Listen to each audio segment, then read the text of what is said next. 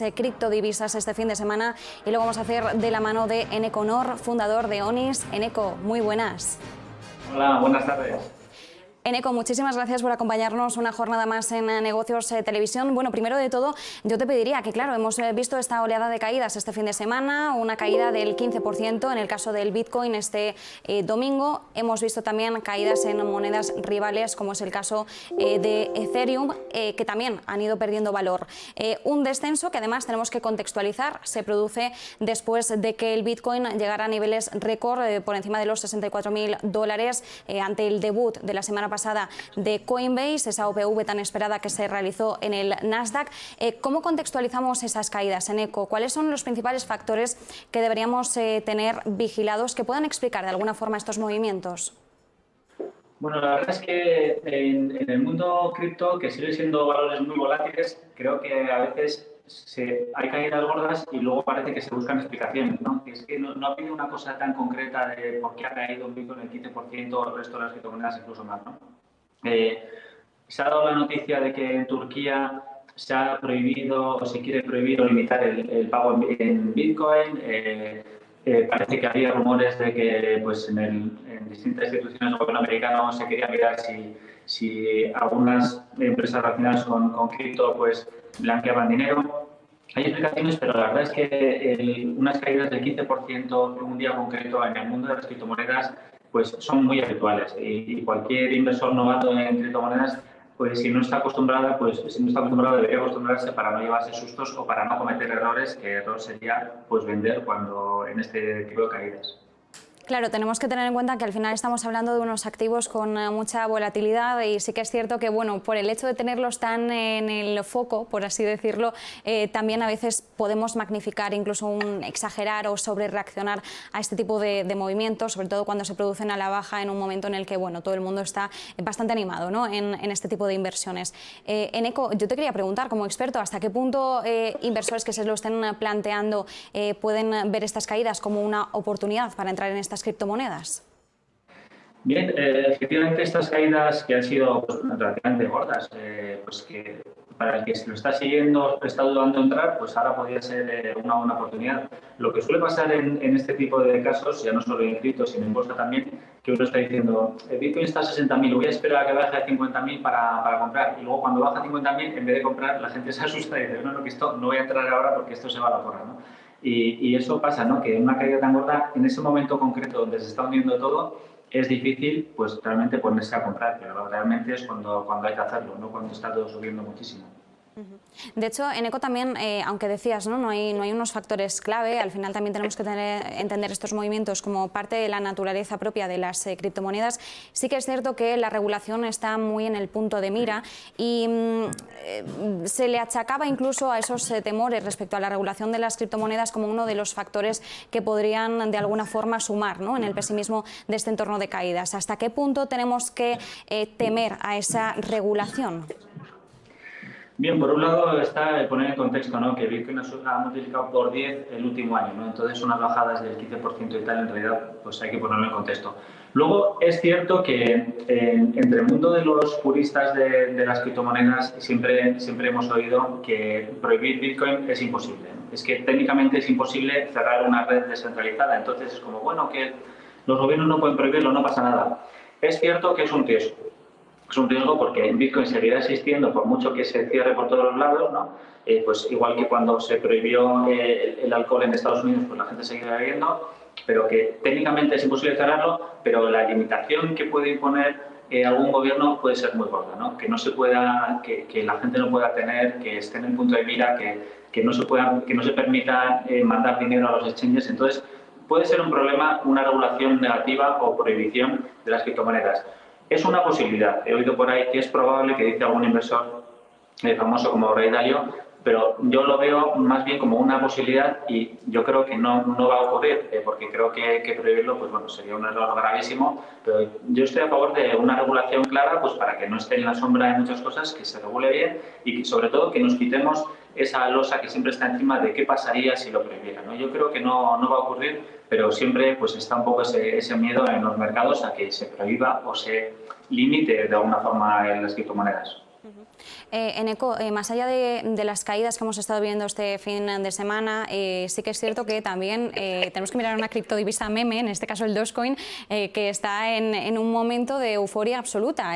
Bueno, realmente ya vale 40.000 millones de dólares. Esto supone una subida del 18.000% en el último año. En fin, te quiero preguntar varias cosas, porque sí que es cierto que hablamos del Dogecoin como la criptomoneda meme, pero nunca nos hemos detenido a investigar o ahondar más allá de por qué se habla de una broma cuando hablamos de esta criptodivisa. ¿Qué sustenta esta criptomoneda frente a otras que ya están instauradas, como serían el Bitcoin o el Ethereum?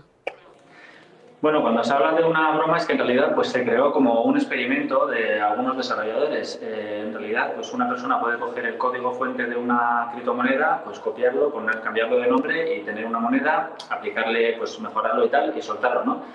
La persona que lo inventó, digamos, que hizo el primer código y tal, esa persona dejó el desarrollo hace años, o sea, desapareció hace unos años y dijo, yo ya lo dejo y tal.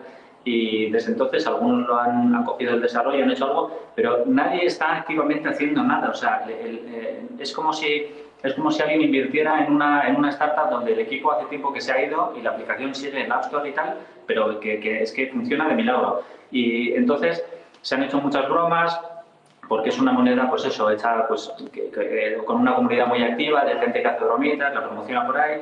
Está Elon Musk haciendo bromas y lo que hace es pues, hacer que suba más. Y la última subida es que en realidad ya es la locura. O sea, hace 3 años, en el último ciclo alcista de las criptomonedas, creo que llegó a valer 1 centavo. Y ahora vale 35 centavos, ¿no? Creo que era. Entonces, es una locura. O sea, multiplicado por 40, ha multiplicado por 7 el último mes, pues no tiene ni pies ni cabeza.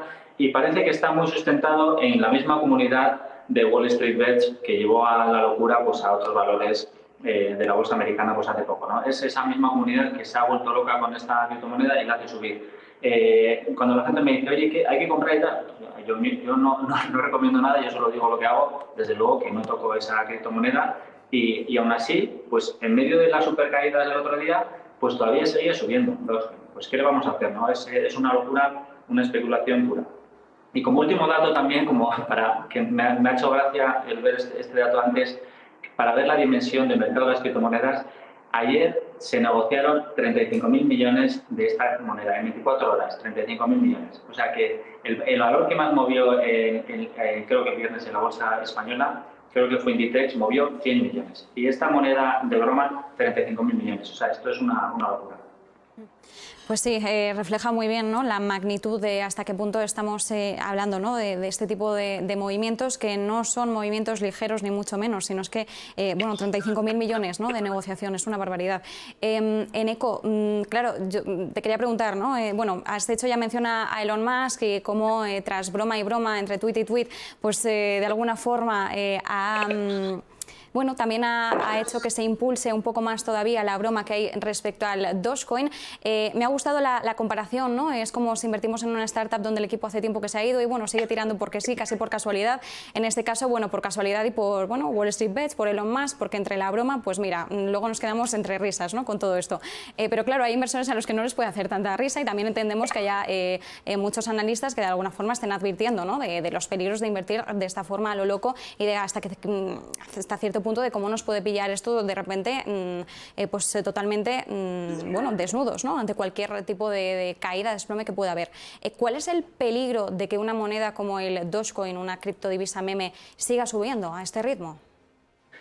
Bueno, la gente que estamos en este mundillo no nos gusta nada este tipo de cosas, porque al final esto puede hacer que mucha gente invierta, que mucha gente del mundo, que no es habitual del mundo de las criptomonedas, me ha preguntado por esto, si invierto tal, que mucha gente entre y al final pues palme, o sea, pierda dinero y salga escalado. Esto no nos interesa a nadie y desde luego que cuando hay unos proyectos muy buenos con muchísimo desarrollo, innovación punterísima en el mundo de las criptomonedas, pues que haya una moneda que casi no tiene nada y que suba, eso pues no nos interesa en el mercado y estamos en contra de la especulación en esta moneda. Bueno, yo personalmente me parece mal, pero porque puede haber gente que se quede pillada porque va a caer, el Dogecoin va a caer, no sé si mañana, dentro de un mes o tal, pero va a caer y mucho, o sea, mucho hablo del 80%, y entonces pues mucha gente novata se va a quedar pillada, que es lo que suele pasar, ¿no? Los últimos que entran pues se quedan pillados.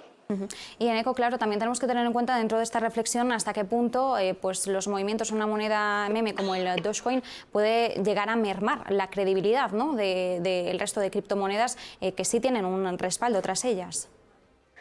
Eso es lo preocupante, ¿eh? Y luego también, insistiendo en el volumen que movió, pues, que ha movido el mismo, también para el que piense que se puede manipular un precio, o sea, que realmente es que o sea, para una moneda que mueve 35.000 millones, para que alguien lo haga subir, es que en realidad hay muchísimos miles y millones de personas comprando, ¿no? Y esto se ve, pues, la fuerza de esta gente en cierta medida un poco peligrosa, que coge un valor, lo hace subir, lo hace bajar.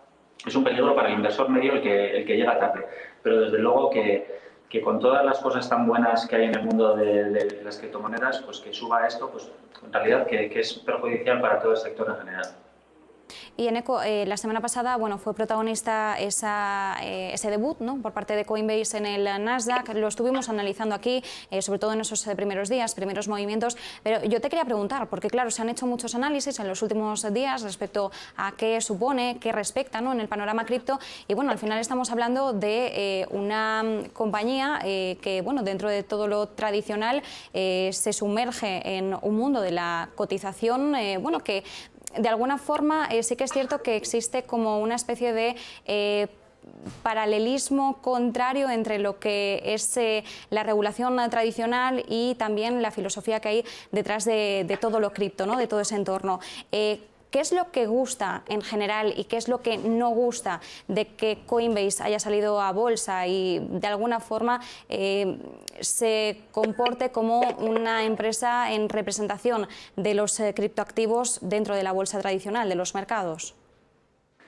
Bien, en general en el mundillo lo vemos muy bien y además se considera casi como que puede haber un antes y un después de la salida a bolsa de Coinbase, porque al final se ve que este mundo que hasta hace nada ha estado muy oscuro, que se ha menospreciado totalmente por parte de los bancos, pues resulta que es un negocio gordísimo.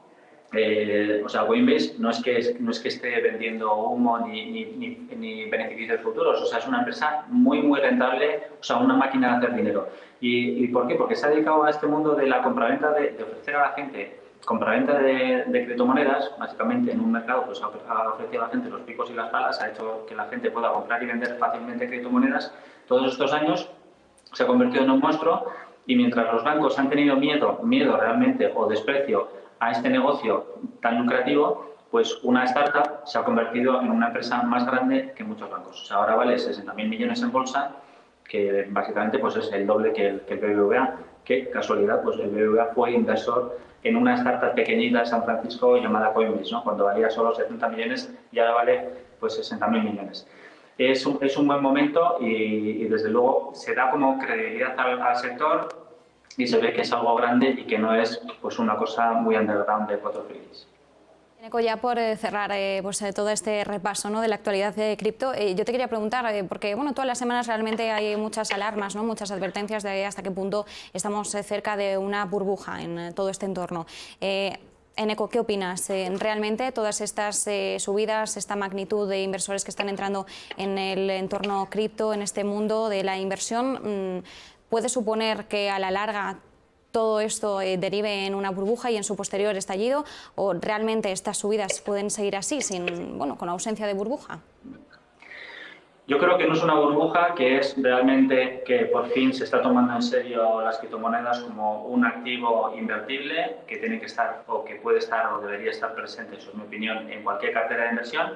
Pero también está el riesgo de que cualquier día Bitcoin va a caer un 70%, porque es lo que pasa históricamente en Bitcoin y históricamente en todos los mercados. No sé si va a caer ahora de 60.000 a 30.000 o de 300.000 a 150.000, pero va a haber caídas porque siempre pasa. Pero también va a pasar en la bolsa americana. La bolsa americana en algún momento va a caer un 50%. Todos los inversores y todos los que nos están viendo pues deberían saberlo, porque después de 12 años de subidas es como que se nos olvida que los ciclos existen y que algún día va a haber una caída gorda en la bolsa americana. Este mismo año o el siguiente.